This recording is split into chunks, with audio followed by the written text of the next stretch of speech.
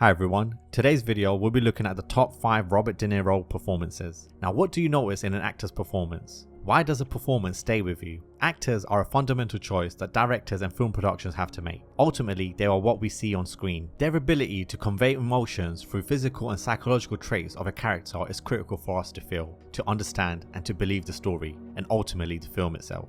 The main criteria for when I'm judging a good acting is its invisibility. That's the ability to disappear, to dissolve so completely into a role that the actor ceases to exist. At that point, I'm no longer aware of the performer. I forget their name and even their appearance as the character comes to life. Robert De Niro is one of the greatest examples of this. De Niro has had the chance and luck to work with some of the greatest directors in film history, such as Martin Scorsese, Francis Ford Coppola, and Sergio Leone. Under their direction, he had the opportunity to play complex, once-in-a-lifetime characters. So here's my list of Robert De Niro's greatest performances. Now you might notice a notable pattern emerge. These performances exist almost exclusively within great films. At number 5, it is Once Upon a Time in America. This film is epic, decadent and heart-wrenching. Once Upon a Time in America is the final film from legendary director Sergio Leone. In Leone's version of American Soul, Robert De Niro plays Noodles, a young criminal who later becomes a gangster within New York's Jewish American underworld. The story spans decades of American history, though its focus is less on society than on its human consequences. De Niro's Noodles is melancholic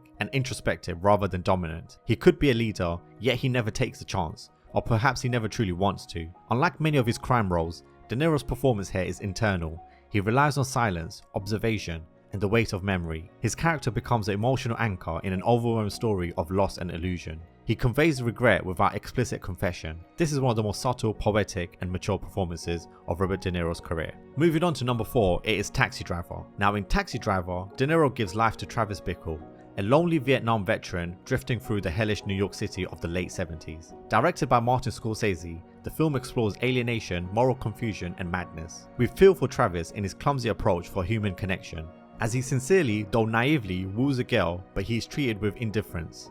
Travis is nearly immature and incapable of dealing with the challenges and extremes the huge city throws at him. Almost a stereotyped character, though much humanly depicted. The movie is a cynical statement on the impossibility of human connections, and the naturally consequent explosion of violence Travis is capable of when he's had too much to bear, magnified in the background by the dark and criminal side of New York City. De Niro was able to represent all of this in a contemptuous and restrained character. His performance is hypnotic because of the deep contradiction the character is doomed to live in order to survive. He experiences fear or hate for the disgusting reality he sees every night going through before his eyes while he's driving his taxi. But he also needs to hide and suffocate this very hate in his desperate attempt to blend in the same very society he viscerally despises. De Niro's performance builds slowly, accumulating tension until violence feels both shocking and inevitable. What makes this role iconic is not the famous quotes or moments, but the psychological precision behind them. De Niro never sensationalizes Travis. He presents him as a deeply damaged individual shaped by loneliness and paranoia,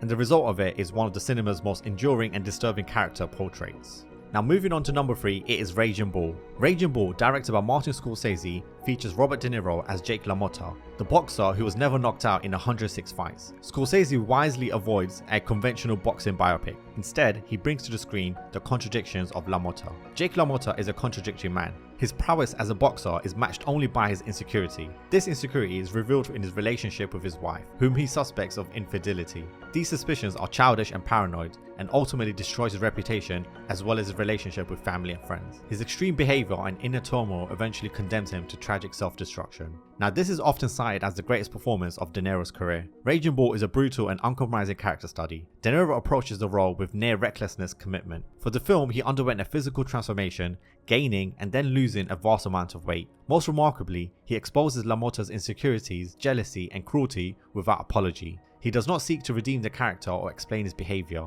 He simply embodies it fully. The result is a performance that feels raw, uncomfortable and devastatingly honest. De Niro turns Jake LaMotta into a tragic figure, not through sentimentality, but through the truth.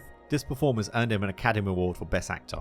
Moving on to number 2, it is The Godfather Part 2. Now The Godfather Part 2, directed by Francis Ford Coppola, it continues the crime saga by telling the two parallel stories, one following the consolidation of Michael Corleone as a Godfather, while the other is the origin story of Vito Corleone, his father, from his arrival in New York to his rise as crime boss. Robert De Niro plays a young Vito, a role that could have easily overwhelmed any actor, given that Marlon Brando had already portrayed the same character in the original Godfather. As for De Niro, he never imitates Brando. Instead, he develops a character of Vito from his humble origins as an Italian immigrant in New York through the hardship of poverty, until he finds his way to securing a position of authority over the immigrants in Little Italy. De Niro never forces tone through exaggerations or overt dominance. Instead, his Vito is patient and composed. The calmness of Vito is more haunting than a machine gun. His few words, in a quite accurate Sicilian dialect, resonates like a death sentence. Vito rises to power incrementally. He slowly understands the social dynamics of his environment and develops gradually the leadership he comes to embody. His gestures are restrained. His expressions are measured. This role earned De Niro his first Academy Award, and rightly so.